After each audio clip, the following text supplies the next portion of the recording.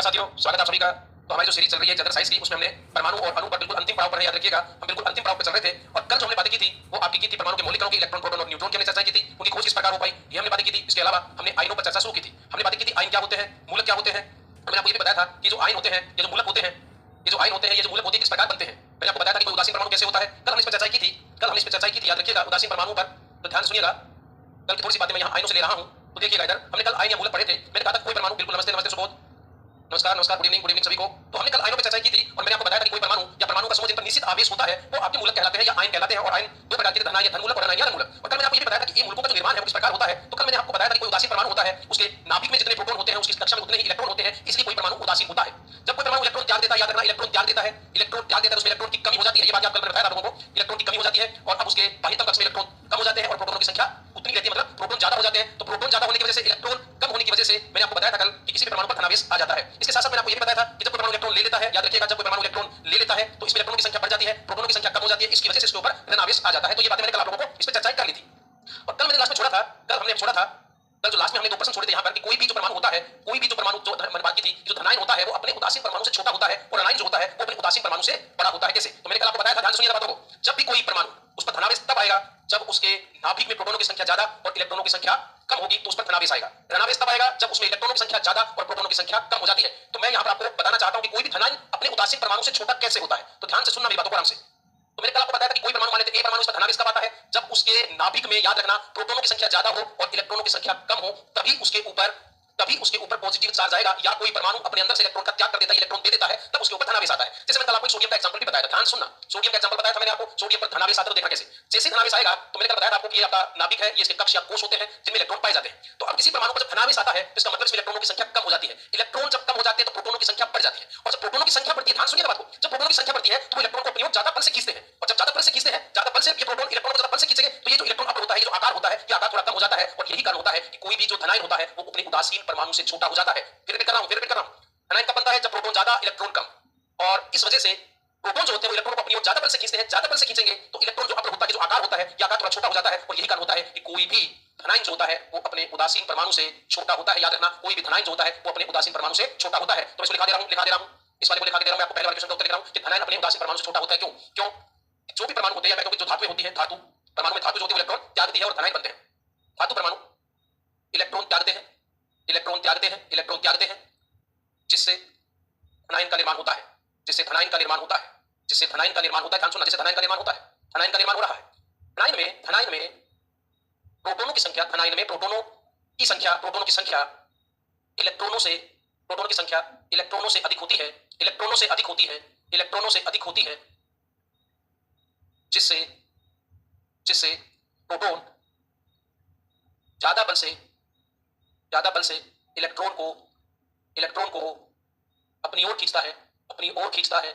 Next page पे चलते हैं। अपनी ओर खींचता है, जिससे इलेक्ट्रॉन अब कम हो जाता है। इलेक्ट्रॉन का जो आकार है, परमाणु का आकार, इलेक्ट्रॉन अब कम हो जाता है। अतः किसी धनायन का आकार अपने उदासीन परमाणु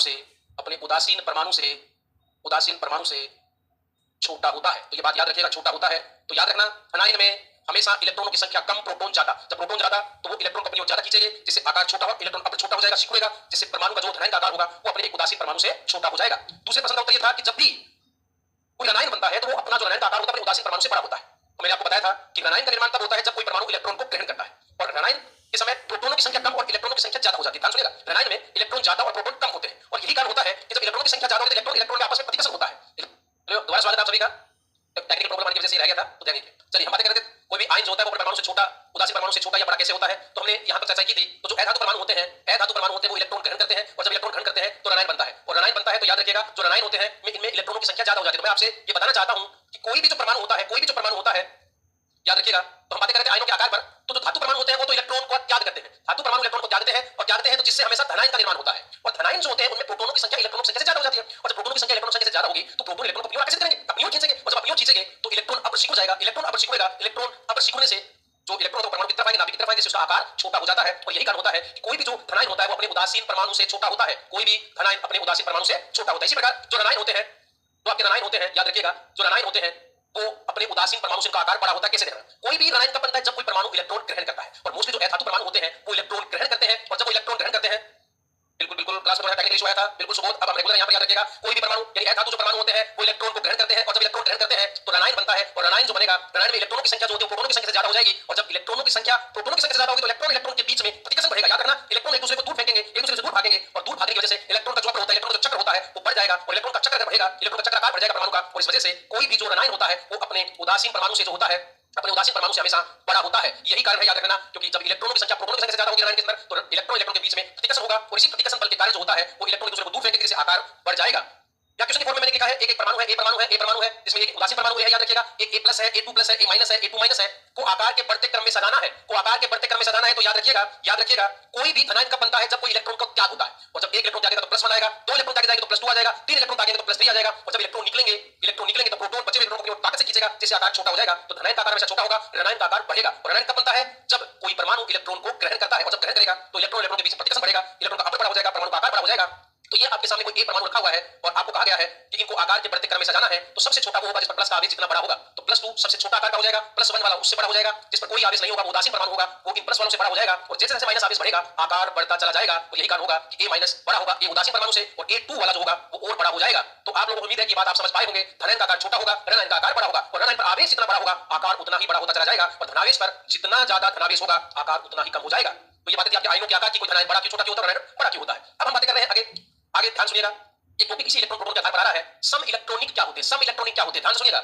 सम इलेक्ट्रॉनिक आपको याद है, मैंने आपको समस्थानिक पढ़ाए थे, मैंने आपको समभारिक पढ़ाए थे, और सम न्यूट्रॉनिक मैंने आप लोगों को पढ़ाए हुए हैं। तो उसी आधार पर कि सम इलेक्ट्रॉनिक क्या है, सम इलेक्ट्रॉनिक क्या है, नाम से स्पष्ट हो रहा है, जिस ऐसे परमाणु जिनमें इलेक्ट्रॉनों की संख्या समान होती है, तो ऐसे परमाणु जिनमें इलेक्ट्रॉनों की संख्या समान होती है वो आपके सम इलेक्ट्रॉनिक कहलाते हैं। तो तत्वों के वे परमाणु जिनमें इलेक्ट्रॉनों की संख्या समान होती है सम इलेक्ट्रॉनिक कहलाते हैं, सम इलेक्ट्रॉनिक कहलाते हैं। ध्यान सुनिएगा, जैसे मैंने अपने एग्जांपल लिखा है O2- F-, याद रखिएगा नियोन, सोडियम पे +1, और मैंने यहां लिखा मैग्नीशियम पर +2। तो ध्यान से सुनना बातों को, ध्यान से सुनिएगा। ये जो आपके परमाणु यहां लिखे हुए हैं, अब सुनो कहानी के रूप में सुनना, ये है क्या, मैं यहां से तो मिटा रहा हूं, ध्यान से सुनना, हटा दिया है मैंने, अब ध्यान से सुनो।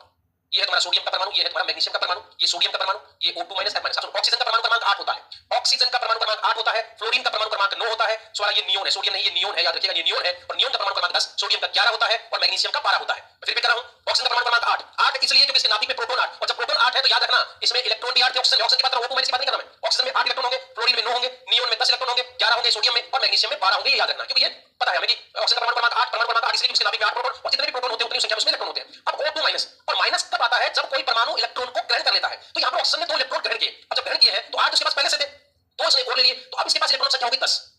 क्लोरीन के पास पहले से 9 है, 9 से परमाणु क्रमांक प्रोटॉन 9, तो इसमें इलेक्ट्रॉन भी 9 है। अच्छा, अब इसने एक इलेक्ट्रॉन यहां पर और ले रखा, माइनस तब आता है जब इलेक्ट्रॉन ग्रहण किया जाता है, तो यहां पर उसने एक इलेक्ट्रॉन ग्रहण कर लिया, तो अब इसके पास 10 इलेक्ट्रॉन हो गए हैं। इसी प्रकार नियोन के पास 10 इलेक्ट्रॉन है, ये उदासीन परमाणु के रूप में केस होती है, याद रखना। सोडियम का परमाणु क्रमांक 11 मतलब प्रोटॉन 11 मतलब इलेक्ट्रॉन भी 11, और जब 11 है तो यहां पर प्लस चार्ज कब आता है, जब कोई परमाणु इलेक्ट्रॉन का दान कर देता है इलेक्ट्रॉन से, उसमें से निकल जाता है। तो यहां से इलेक्ट्रॉन निकल गया, इसके पास 11 थे, याद रखना, इसके पास 11 थे, एक इलेक्ट्रॉन निकला तो इसके पास 10 बच गए। मैग्नीशियम के पास 12 थे, 2 इलेक्ट्रॉन से त्याग कर दिए, जब 12 में से 2 गए तो इसके पास भी 10 बच गए, और यही कारण है, याद रखिएगा, यही कारण होता है सबके अंदर अब 10-10 इलेक्ट्रॉन हैं, सबके अंदर 10-10 इलेक्ट्रॉन हैं, तो इस वजह से ये सम इलेक्ट्रॉनिक कहलाते हैं, इसी कारण ये सम इलेक्ट्रॉनिक कहलाते हैं। तो उम्मीद करता हूं कि सम इलेक्ट्रॉनिक क्या है ये आप लोगों को समझ में आया होगा। ऐसे परमाणु जिनमें इलेक्ट्रॉनों की संख्या समान होती है, सम इलेक्ट्रॉनिक, तो O2- F-, neon, sodium plus और मैग्नीशियम 2+, ये एक दूसरे के सम इलेक्ट्रॉनिक है, सम इलेक्ट्रॉनिक है, याद रखिएगा। तो उम्मीद करता हूं आप लोगों को ये बातें समझ में आई होंगी। जब इलेक्ट्रॉनों की संख्या सब में समान है, याद रखना, तो याद रखिएगा मैंने भी बताया था, जब इलेक्ट्रॉनों की संख्या सब में समान है तो इनका आकार भी समान होना चाहिए, लेकिन याद रखना जिस पर माइनस के चार्ज होंगे, अभी इलेक्ट्रॉन की संख्या सब में समान होने की वजह से आकार भी समान है, सब में इलेक्ट्रॉन की संख्या समान इसलिए आकार भी समान होता है।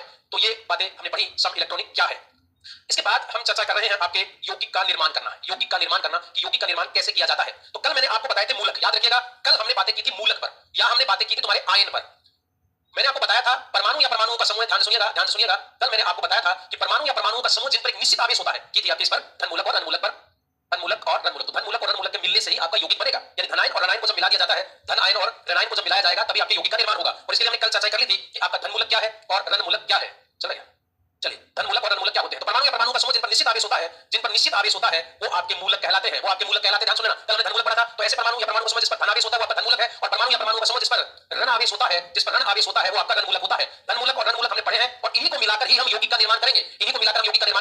तो देखिएगा यौगिक का निर्माण किस प्रकार होता है, धन आयन और धनमूलक को मिलाकर। तो ध्यान से सुनना, ये रहे आपके धनमूलक और रणमूलक, जब दोनों को मिला दिया जाता है तभी यौगिक का निर्माण होता है। देखना कैसे, जैसे हम बात कर रहे हैं सोडियम क्लोराइड की, हम बात कर रहे हैं सोडियम क्लोराइड, ये यौगिक होता है सोडियम क्लोराइड। तो सोडियम क्लोराइड का सूत्र क्या होगा, इस यौगिक का निर्माण किस प्रकार किया जाएगा। तो सबसे पहले हम बात करेंगे, जो पहला अक्षर होता है वो धनायन का होता है और दूसरा होता है वो ऋणायन का होता है। तो दोनों को लिखते हैं, धनमूलक में हम लिखते हैं सोडियम, ये रहा तुम्हारा सोडियम, और प्लस में हम लिखेंगे रन आयन, और रन आयन के पीछे आइड लगा होता है, याद रखना, आइड से आप रन मूलक को पहचान सकते हो। तो ये रहा क्लोराइड, ये रहा तुम्हारा क्लोराइड। अब सोडियम को हम क्या लिखते हैं, सोडियम को Na+ से लिखते हैं, Na+ से लिखते हैं, और क्लोराइड को हम Cl- से लिखते हैं। सोडियम को हम Na+ से और Cl को हम माइनस से लिखते हैं, याद रखना। ये जिनके ऊपर आवेश है, ये जो आवेश है, ये जो आवेश है, ये इनकी संयोजकता होती है। तो सोडियम की जो संयोजकता है वो 1 है, अब प्लस 1 है तो यहाँ पर 1 लिखना है, याद रखना, और इस पर माइनस 1 है तो इसको हमने 1 ही लिखना है, माइनस प्लस नहीं लिखना। इनकी संयोजकता को हम नीचे लिख देते हैं। संयोजकता किसी भी परमाणु के ऊपर जो आवेश होता है वो इनकी संयोजकताएं हैं। अब जो इनकी संयोजकताएं आ गई, ये एक दूसरे के क्रॉस करके पैरों में डाल देते हैं, क्रॉस करके पैरों में डाल देते हैं। तो यहाँ पर आपका Na होगा, Na होगा, और यहाँ पर आपका Cl होगा। Na के नीचे पैरों में 1 आएगा और Cl पर भी 1 आएगा। 1 लिखने की आवश्यकता नहीं होती क्योंकि Na खुद 1 है, इसका सूत्र हो जाएगा NaCl, इसका सूत्र हो जाएगा NaCl। तो सोडियम क्लोराइड का जो सूत्र होता है, इस सूत्र का या यौगिक का जो निर्माण हम करते हैं वो इन्हीं धन मूलक और ऋण मूलकों के मिलाने से किया जाता है। सबसे पहले हम धन मूलक लिखेंगे, फिर हम ऋण मूलक लिखेंगे, फिर उनके प्रतीक हम लिखेंगे, याद रखिएगा। सोडियम सोडियम सोडियम प्लस में लिखेंगे और क्लोराइड का Cl- में जो इनके ऊपर आवेश है, इनकी संयोजकताएं होती है, और इन संयोजकताओं को इनके नीचे लिख देंगे। प्लस माइनस लिखने की आवश्यकता नहीं है, प्लस 1 है तो 1 लिखना होगा, माइनस 1 है तो प्लस 1 लिखना होगा, और इन दोनों की संयोजकताओं को इनके पैरों में डाल देंगे, क्रॉस कर देंगे, याद रखना, क्रॉस कर देंगे, और जो सूत्र बनेगा वो एक यौगिक का सूत्र होगा। तो सोडियम यौगिक, सोडियम क्लोराइड का जो सूत्र होता है वो NaCl होता है। जैसे हम बात करते हैं, सूत्र लिखते हैं सोडियम क्लोराइड के बाद सिल्वर क्लोराइड की, हम सिल्वर क्लोराइड की बात करते हैं। तो जो पहला पहला पहला अक्षर होता है सिल्वर क्लोराइड का सूत्र लिख रहे हैं, सिल्वर क्लोराइड का सूत्र लिख रहे हैं, ये होता है आपका सिल्वर। अब सिल्वर का धन मूलक की जब हम बात करते हैं तो मैं इसमें आपको करवा चुका हूं, ये रहा सिल्वर। सिल्वर को लिखते हैं Ag+1 से, Ag+1 से लिखते हैं। और अगर क्लोराइड की बात करें तो क्लोराइड को हम लिखते हैं आपके, क्लोराइड को हम लिखते हैं आपके, याद रखिएगा, ये रहा क्लोराइड, तो क्लोराइड को हम लिखते हैं Cl- से। तो इस आधार पर हम इसका सूत्र लिखेंगे, इस आधार पर हम इसका सूत्र लिखेंगे। तो सिल्वर के नीचे आएगा Ag+, और क्लोराइड पर आएगा Cl-, तो इस पर प्लस है तो 1 आ जाएगा, इस पर भी माइनस है तो आ जाएगा, इसके पैरों में चले जाएगा, तो सूत्र हो जाएगा AgCl। 1 लिखने की आवश्यकता यहां नहीं होती है, 1 लिखने की आवश्यकता नहीं होती। ये सिल्वर क्लोराइड का सूत्र हो गया है, ये सिल्वर क्लोराइड का सूत्र हो गया, AgCl से इसको लिखते हैं। जैसे एक और सूत्र बनाता हूं मैं आप लोगों को मैग्नीशियम क्लोराइड का। देखो ये सूत्र आपको इसलिए आना चाहिए क्योंकि रासायनिक अभिक्रिया नाम का टॉपिक आपके सिलेबस में है, और रासायनिक अभिक्रिया जब हम करेंगे तो इसी प्रकार के सूत्र लिखे होंगे वहां पर। मैं अगर वहां पर होगा तो मैग्नीशियम क्लोराइड का सूत्र क्या है, मैग्नीशियम ऑक्साइड का सूत्र क्या है, तो ये आपको आने चाहिए, याद रखना। तो हम बात करते हैं मैग्नीशियम क्लोराइड की, मैग्नीशियम क्लोराइड, ये रहा मैग्नीशियम क्लोराइड का सूत्र हमें लिखना है। इस यौगिक का निर्माण कैसे होगा, तो पहले हम धन मूलक लिखेंगे मैग्नीशियम, और फिर हम उसका ऋण मूलक लिखेंगे। मैग्नीशियम के साथ में लिखना है क्लोराइड, तो ये ऋण मूलक, पहले धन मूलक फिर ऋण मूलक। धन वाला है तो मैग्नीशियम पर आपको याद होना चाहिए Mg2+ होता है, Mg2+ होता है, और क्लोराइड पर Cl- होता है। अब ये इसके ऊपर 2 है, ये 2 को याद रखने हैं, ये 1 यहाँ, 2 इसके पैरों में चला जाएगा, 1 इसके पैरों में आएगा, 1 लिखने की आवश्यकता नहीं होगी। MgCl2, ये मैग्नीशियम क्लोराइड का सूत्र हो गया है, ये मैग्नीशियम क्लोराइड का सूत्र हो गया, याद रखिएगा। इसी प्रकार हम और सूत्र बनाते हैं मैग्नीशियम ऑक्साइड का, हम एक सूत्र बनाते हैं मैग्नीशियम ऑक्साइड का, ध्यान से सुनना, मैग्नीशियम ऑक्साइड का हम सूत्र बना रहे हैं, मैग्नीशियम ऑक्साइड। तो ये रहा तुम्हारा मैग्नीशियम, ये मैग्नीशियम, इसके लिए आपको इनके धन मूलक पर कितना आवेश होता है वो आपको पूरी सारणी आनी चाहिए, याद रखना। और दूसरा है ऑक्साइड, दूसरा है यहाँ ऑक्साइड, ये धन मूलक, ये धन मूलक। Mg को लिखते हैं हम 2+ से, ऑक्साइड पर होता है 2-, 2- याद रखना, 2 इसके पैरों में और 2 ही इसके पैरों में, इसमें 2 है, प्लस माइनस लगाने की आवश्यकता नहीं होती, याद रखना। अब 2 और 2 बराबर है तो इनका सरल अनुपात हो जाएगा 1-1, इनका सरल अनुपात हो जाएगा 1-1, और सूत्र हो जाएगा MgO, क्योंकि 1-1 लगने की आवश्यकता नहीं होती है। तो ये हो गया आपका सूत्र मैग्नीशियम ऑक्साइड का, मैग्नीशियम ऑक्साइड का। इसी प्रकार हम सूत्र लिखते हैं आपका, हम सूत्र लिखते हैं आपका कैल्शियम क्लोराइड, कैल्शियम कार्बोनेट का, ये इंपॉर्टेंट ध्यान रखना, कैल्शियम कार्बोनेट, कैल्शियम कार्बोनेट का सूत्र लिख रहे हैं, कैल्शियम कार्बोनेट का। सुनना, ये रहा तुम्हारा, पहले धन मूलक लिखेंगे कैल्शियम, कैल्शियम का सूत्र बना रहे हैं हम, याद रखना, और कार्बोनेट, कैल्शियम और कार्बोनेट। कैल्शियम पर आपको पता है ये 2+ होता है, देख लेते हैं यहाँ पे, याद रखना, कैल्शियम पर हमेशा 2+ होगा, कैल्शियम पर हमेशा 2+ होगा, याद रखना। ये रहा आपका कैल्शियम, और कैल्शियम पर हमेशा 2+ होता है। और इसी प्रकार अगर हम कार्बोनेट की बात करें, हम कार्बोनेट की बात करें, तो ये रहा आपका कार्बोनेट, और कार्बोनेट पर आपका होता है 2- CO3, 2- कार्बोनेट होता है। तो इस आधार पर अगर सूत्र बनाएं तो देखिएगा आप लोग, ये रहा कैल्शियम और कार्बोनेट का होता है CO3, 2-, इस पर 2+ का है, इसमें 2 है, सरल अनुपात करेंगे, 1-1 आ जाएगा, 2-2 का सरल अनुपात निकालेंगे, 1 अनुपात है, 1 इसके पैरों में, 1 इसके पैरों में, तो CaCO3, ये इसका सूत्र हो जाएगा, ये इसका सूत्र हो जाएगा CaCO3। इसी प्रकार एक सूत्र हम और बनाते हैं सोडियम कार्बोनेट का, हम एक सूत्र बना रहे हैं सोडियम कार्बोनेट का, सोडियम कार्बोनेट, सोडियम कार्बोनेट का बनाते हैं, या मैं कहूँ सोडियम कार्बोनेट का। देखो पहले सोडियम लिखो, पहले सोडियम फिर कार्बोनेट, पीछे जाओ वहां देखो कि इन पर कितना आवेश है। सोडियम पर Na+ होता है, कार्बोनेट पर CO3 2- होता है, इस पर 1 है, इस पर 2 है, 2 इसके पैरों में, 1 इसके पैरों में, सूत्र हो जाएगा, 1 लिखने की आवश्यकता नहीं होती है, Na2CO3, Na2OCO3, ये सोडियम कार्बोनेट का सूत्र हो गया है, ये सोडियम कार्बोनेट का सूत्र हो गया है। तो याद रखिएगा, इस प्रकार हम सूत्रों का निर्माण करते हैं। एक बात मैं और बता देता हूं, फेरिक ऑक्साइड का, हम एक और पढ़ लेते हैं, फेरिक ऑक्साइड, फेरिक ऑक्साइड का, फेरिक ऑक्साइड। तो यहां पहले फेरिक लिखेंगे, फिर यहां ऑक्साइड लिखेंगे, फिर यहां ऑक्साइड लिखेंगे।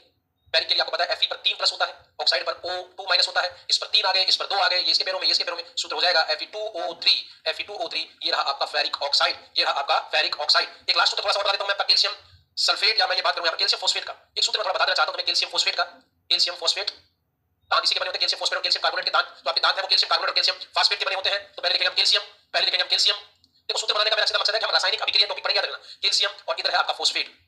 बहुत टफ नहीं है, अगर थोड़ा सा इंटरेस्ट लेकर पढ़ोगे, बहुत आसान चीज है, बहुत आसान है, सीधी सीधी, इसमें किसी लगाने की कोई आवश्यकता नहीं है, बस चीजों को समझो और आराम से आप कर सकते हो। कैल्शियम पे होता है 2+, फोस्फेट पे होता है PO3-, ये होता है, ध्यान रखना, ये चीज होती है। तो इसके पैरों में यहाँ 2 आएगा, यहाँ 3 आएगा, और अब लिखेंगे तो Ca3 हो जाएगा, PO4, अब इसको पूरा करके पूरा अणु है PO4, फोस्फेट पूरा अणु है, ये ब्रैकेट से पूरे पे आएगा, और यहाँ 2 लगेगा, याद रखना। इसका सूत्र ये होगा कैल्शियम फोस्फेट का, ये सूत्र होगा, गलती से भी याद रखना Ca3PO4 2 मत कर देना, ये सूत्र गलत होगा। आपको पूरा का पूरा इस प्रकार इस पर ब्रैकेट लगाकर इसके बाहर पैरों में 2 लिखना है। तो ये इस प्रकार याद रखना, ये होगा कैल्शियम फॉस्फेट का सूत्र। तो इस प्रकार हम विभिन्न प्रकार के परमाणुओं के सूत्र बना सकते हैं।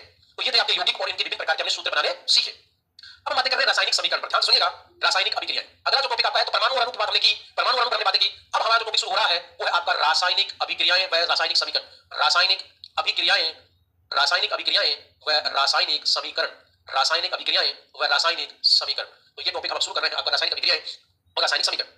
किसी भी पदार्थ में जब रासायनिक परिवर्तन होता है, ध्यान सुनिएगा, किसी भी पदार्थ में रासायनिक परिवर्तन होना ही रासायनिक अभिक्रिया है।